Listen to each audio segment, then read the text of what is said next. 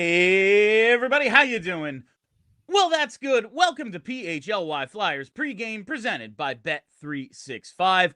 My name is Bill Matz. I'm your director of fun and games for the evening. Joining me live in the Xfinity mobile studio, it is Philadelphia's #1 hockey beat writer, Charlie O'Connor. What's going on today, Chuck?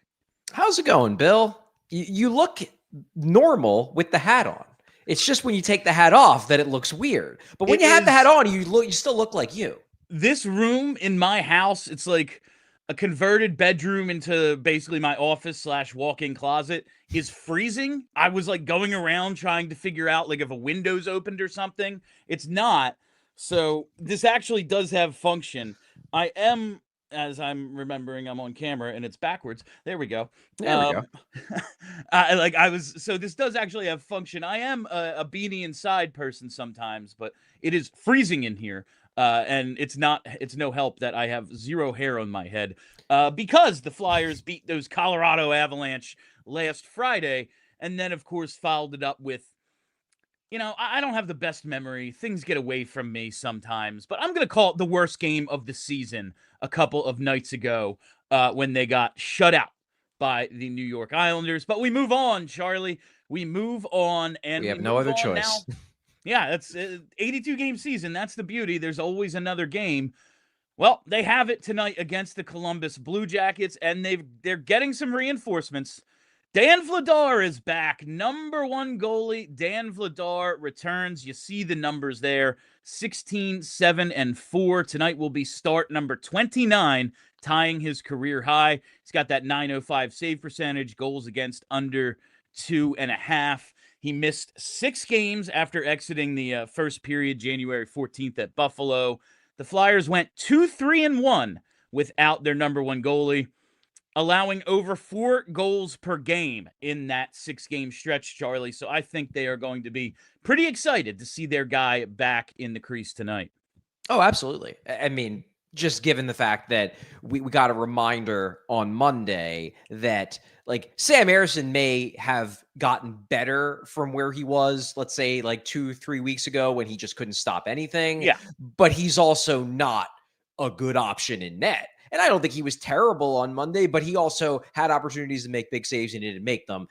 And those are saves that Dan Vladar all season has been making, those momentum saves, the saves that keep the Flyers in when they get off to a slow start, that prevent the other team from getting a big momentum swing, right after the Flyers score a goal, things like that. Those are the saves that Sam Ersson was not making on Monday. And those are the saves that Dan Vladar has been expected to make because he's made them pretty much all year. Now, do I worry a little bit about a rust factor here? Sure. He's missed a bit. I just fingers crossed he doesn't get a re-injury, that he didn't rush back. But I did get the sense that he probably could have played on Monday, but they gave him a few extra days out of an abundance of caution. And because Ersson was playing well, now it's like, okay, well, we did the abundance of caution thing. Yeah. You got to get back on that horse at some point, Dan. I'm hopeful he will look good. I will say, though, Bill, and look, as well as I do that these last few weeks have not been fun to cover, but I got to say, like, bits and pieces were.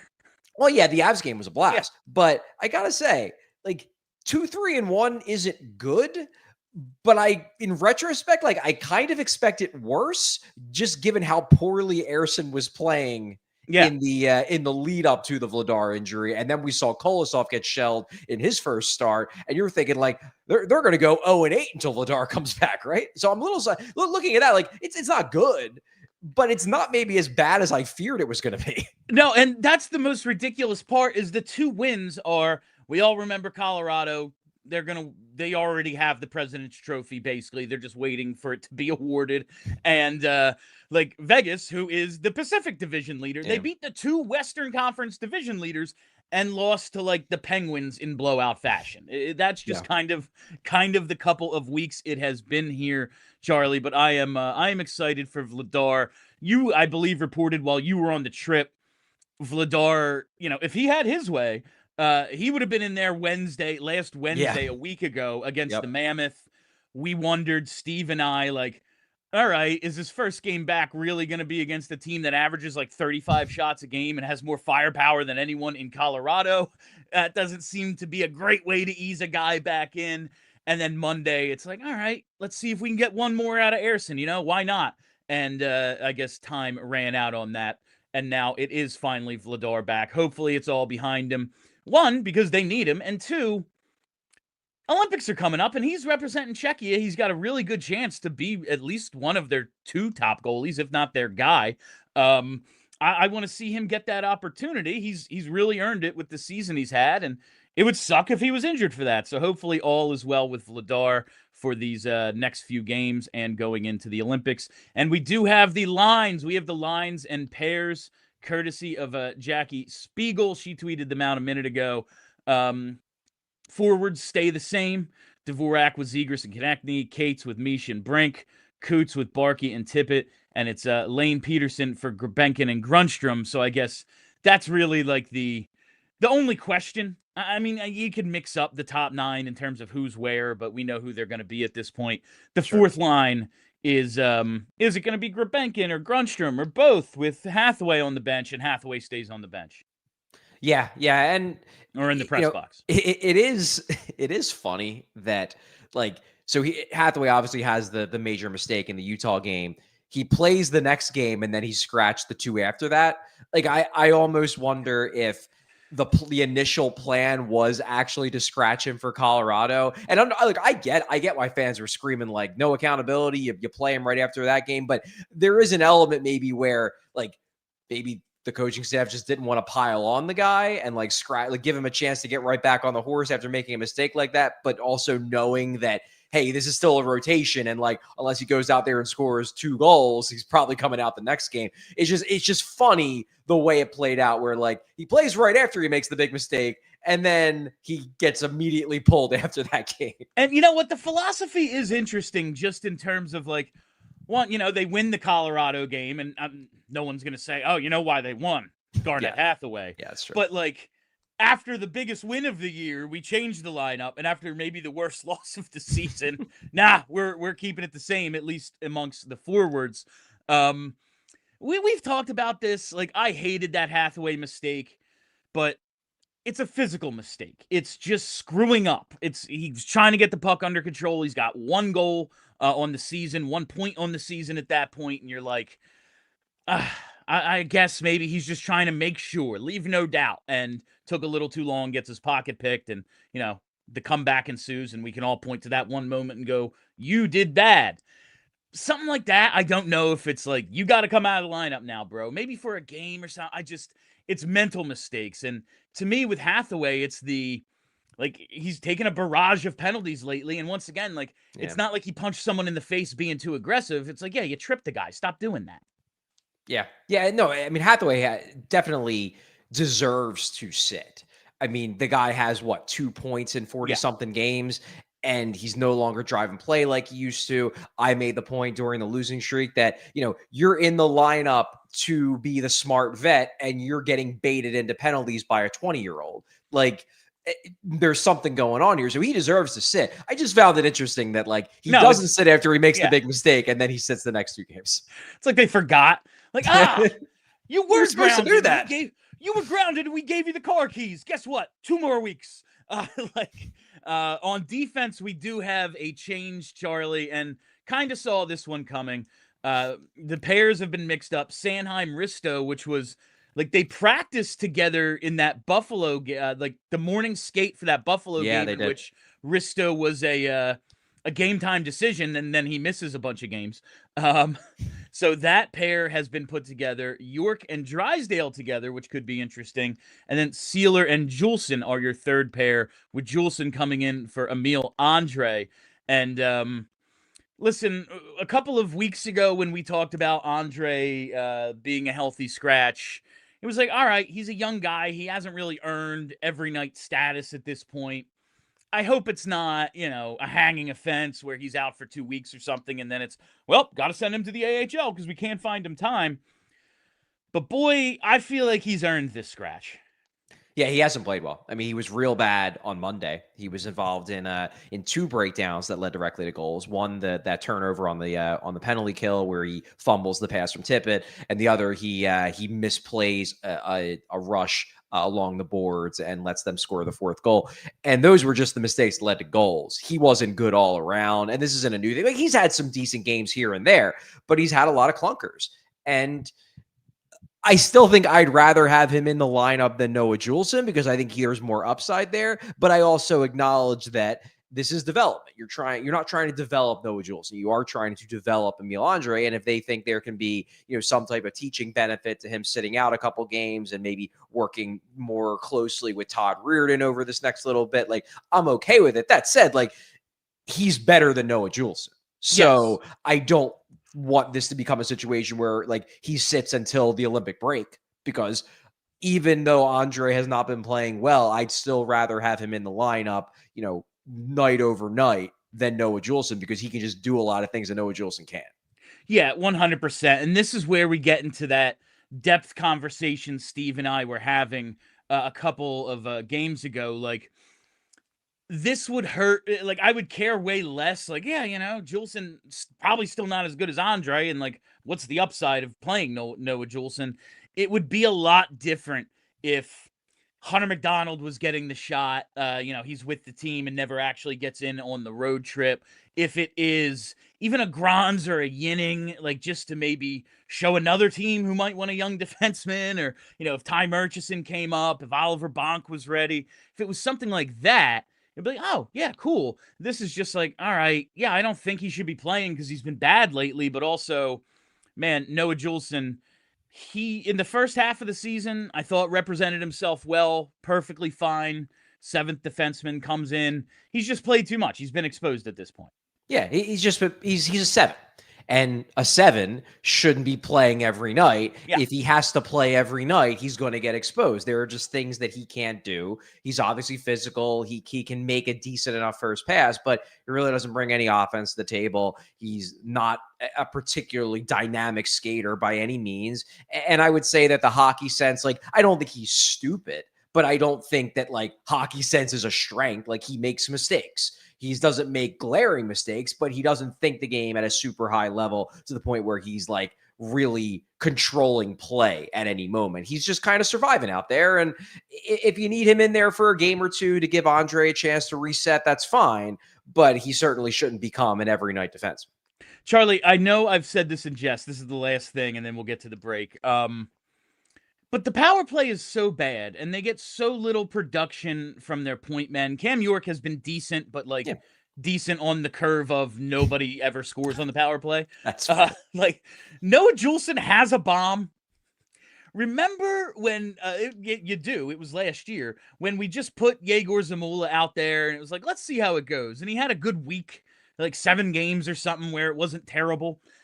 You ever think they might try something like that with Juleson? He's the only guy on the back end with a slap shot other than Risto. It would be funny. I don't think it would work, just because, again, the hockey sense thing, like, I don't think he has the distribution ability to do anything aside from just bombs away from up top. But hey, they're at a point now where, like, nothing's working. So I would be fine if the power play strategy was Zegras buys time until Juleson finds some ice, everybody rushes the net, and Zegras tries to dish a one-timer to Juleson. I would absolutely be fine if that was the entire strategy. Because, like, what's it going to be worse? I mean, yeah, I guess they could be. I guess it could be. But yeah, it could be worse. It can always be worse when it comes to the Flyers power play, William. Remember. All right, on the other side, I'm going to tell you about this Sunday's Flyers Charities Carnival. We're going to talk about Trevor Zegras. We're going to talk about Columbus and share our bets. But we got to take our break. All right, it's time for me to tell you about Xfinity and the Xfinity 5-year price guarantee. What if I could offer you reliable and intelligent Wi-Fi? And what if you could keep it at the same price for 5 years? Well, that's the Xfinity 5-year price guarantee. Imagine Wi-Fi that makes everything in your home work together and that fixes problems before you even notice them, like super intelligent Wi-Fi with a 6th sense. Imagine Wi-Fi that lets you stream the game even when the whole family's online and has all your devices working in perfect harmony. And imagine all that for 5 whole years. And the best part, there's no annual contract, no hidden fees, and Xfinity's best equipment is included. Take it from me, a lot can change in 5 years. Championships are won, records are broken, but your Wi-Fi, it should stay reliable and the price should stay put. Lock in your price and unlock the possibilities with Xfinity. Learn more at Xfinity.com. Xfinity, imagine that. Select plans only, restrictions apply. Whatever the moment, it's never ordinary at Bet365. Bet365 has 90 million users worldwide, and they live stream almost 800,000 events each year. And today, Bet365 offers the widest range of games and markets available for live in-game betting across 78 different sports. And with the Bet365 NHL early payout offer, you're a winner. If your team gains a 3-goal lead, you get an instant payout on straight bets, and parlay selections are marked as winners. It's that easy. And we have breaking news from our friends at Bet365. New customers now get $200 in bonus bets when you bet just $5, win or lose. All you got to do is sign up, use the code PHLY365, deposit $10, and place a bet for $5 to get $200 in bonus bets, whether your initial bet wins or loses. Bonus bets can be used on the spread, totals, player props, futures, and more. Whatever the moment, it's never ordinary at Bet365. Must be 21 plus an NPA. If you or someone you know has a gambling problem and wants help, call 1-800-GAMBLER. All right, before we talk about Trevor Zegras and this game tonight, I got to tell you about Sunday. That's right, Sunday. We're going to be at the Xfinity Mobile Arena for the Flyers Charities Carnival. We're going to be having a show live on the air on February 1st, 11 a.m. to 12:30. And in this 90-minute show, we're going to have some awesome guests. Head coach Rick Tocchet, president of hockey operations Keith Jones, Dan Hilferty from, I can't even... Who owns the team? Comcast Spectacor. Wow, that was. I'm doing great. Who owns Wayne the Simmons. Chiefs? Yeah, who owned the Chiefs? Yeah, that's perfect, Charlie. Wayne Simmons, one of my all-time favorite Flyers. I am so excited to get to talk to him after I missed last year's Carnival. And then Boosh and JJ will be joining us as well. It's going to be an awesome time. We did the giveaway for tickets, but you can still get tickets at the Flyers website. Come out, see us, participate. I'm going to be in the dunk tank from 2:45 to 3 p.m. So come on out and join us. Get a chance to send me barreling into a large tub of oddly warm water. It's so weird, isn't it? Like, you're expecting it. You don't want it to be cold, but you're kind of expecting it to be. And then you're like, this is kind of strange. The worst part about it, honestly, as someone who's done it a couple times, not doing it this year, but I've done it a couple times, is that, like, once you get dunked once and you realize the water is warm, then you have to get up back on the thing, and then you're cold sitting on the thing, just sitting waiting to get dunked. Yeah. You almost want to get dunked so you can go back in the warm water. And I badly want to get dunked. Come on out and do it. Tickets available on the Flyers website and FlyersCharities.com as well. All right, let's talk about Trevor Zegras, Charlie. Listen, he's still the Flyers' leading scorer, 19 goals, 27 assists, 46 points, leads the Flyers. TK nipping at his heels with 45. Pretty good career numbers against Columbus. That might come up later. But in the first 41 games of the season, the first half of the year, 41 points, 17 goals, 24 assists. He's got 5 points in his last 10 games, which, listen, a 10-game stretch where you're in a slump and you're a half a point a game player, like that, it could be a lot worse. You know, it could be a whole lot worse. That said, he's got a pair of 2-point games in there. He's been held without a point in 7 of his last 10. And again, it's not the end of the world to go through this sort of slump, but I do kind of have the concern maybe he's wearing down. Maybe it was the, new face in a new place heater building towards that Anaheim game, and he's had trouble getting back up for it ever since. I don't know. But it just doesn't seem like he's the same Trevor Zegras. We've seen him turn the puck over more. It's not like he was a perfect player in the first half, but you look at all the plays he's making, not just the goals and assists, but the potential plays, like all the dynamic chances he's creating, not nearly as many. And so the mistakes stand out more, where it's like, well, yeah, he turned it over twice, but he had a 3-point night. No, that's not what we're seeing right now out of Trevor Zegras, I would say.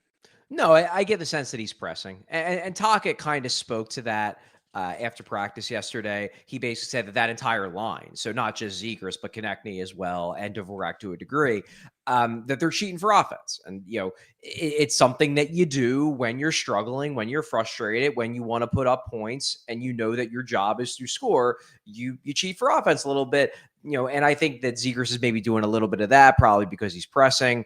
I'm not that concerned because we've seen him be real good for basically the entire year. That said, there probably was going to be a slump or regression coming at some point because Zegras is on pace for the best season of his career. By a lot. Better than the seasons that turned him into the guy on the video game cover and, getting to do breakaways at the All-Star game and things like that. A slump was probably going to happen at some point. Now, it stinks that it's happening now. It's happening while a bunch of guys are slumping and they're losing a lot of games and they're falling down the standings when they're playing a lot of games. But you had to say that there was a decent chance that he was going to start slumping at some point. The one concern I do have, and we're not nearly there yet, but it is something I have in the back of my head, is we know, and this isn't just a coaching truism, this is just the reality. It's easier to score earlier in a season. Yes. Because teams aren't playing as tight. They haven't quite gotten a full handle on their system. Some guys aren't even in the best of shape yet. They haven't played themselves into shape. Teams don't have the kind of chemistry that they're going to have in January, February, March, in December, November, October.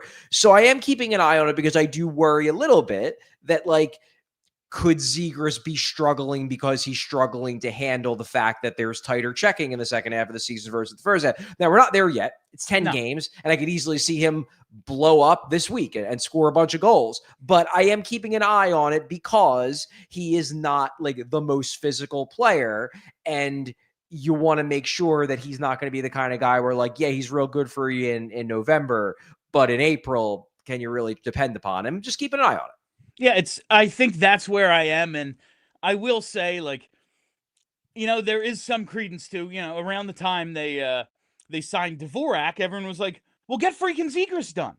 And maybe when a guy is pacing for, at the time, I feel he'd fallen a little, but it was still he's on pace for 15 or 20 more points than he's ever had in his career. So maybe we wait that out, how much, and then we got to get to the Blue Jackets and bets, but how much do you put right now on Zegras? And maybe you're concerned that second half of the season, we know it gets a little tougher. You're a little worn down. How much is that? And how much is just his center, his career high is 38 points. Do you put anything on that as well? Yeah, he's got to be the driver, and he's with TK, who's been a lot better, at least in terms of production lately, especially. But this team has no centers. Their number one center right now is a 3 on half the teams in the league at best, Do you put anything on that, or is it more a Zegras issue in your mind? I mean, look, I think he would be producing more if he had a true 1C. I absolutely believe that. That's just logic. That said, it didn't seem to be hurting him in November and December when he was playing with Dvorak. So I hesitate to pin it all on that because he was scoring fine with Dvorak for months until this most recent stretch. Would he be better with better line mates? Sure. But everybody would, because that's how line mates work. If he was playing on a line, with Braden Point, he'd probably be scoring more because Braden Point's a really, really good player. The Flyers, unfortunately, do not have Braden Point. They have a bunch of guys who are middle six centers, mostly, I would say, 3Cs on really good teams. I think I'm getting to the point where I would probably break up that line. Now, whether I break up Dvorak and Zegras, I'm not sure, but I might try some new combos. It's just that there really isn't a silver bullet here. People are going to say put him with Michkov, and sure, I'm cool with that. Do it. But it's not going to change the fact that whoever they have in the middle on that line isn't going to be a big offense driver. Regardless of whether it's Couturier, Cates, or Dvorak, none of those guys are scoring a ton. What if he's the one in the middle and Barkey's the other winger? We're back to that. Okay. I mean, look, I know it's not happening. You can hope for it. I'm just saying, keep your expectations realistic here. And he has been getting some more of those weird time, maybe after a penalty or something, shifts at center. They've started doing that a little bit more again. I have noticed a bit. So he is getting a few reps, not just in the hybrid, but actually going out and playing center. Yeah, he was working on faceoffs with Couturier at practice yesterday. Yeah, I did see that. Yeah, it was some practice work with Coots, so that was cool. All right, let's talk about Columbus, Charlie. Of course, they are running into yet another team who's like maybe playing their best hockey of the season. They've won 2 in a row. The 2 wins were a 1-0 shutout of the Dallas Stars and an 8-5 barn burner against the Tampa Bay Lightning. They've won 6 of 7 overall. And you look at like their leading scorers, and it's very funny to me. Like Zach Werenski leads the team in scoring, goals, and points.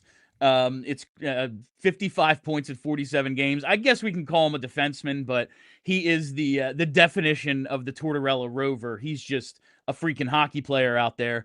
Then you see Marchenko, Coyle, you see Fantilli in there. Dmitry Voronkov is pretty good.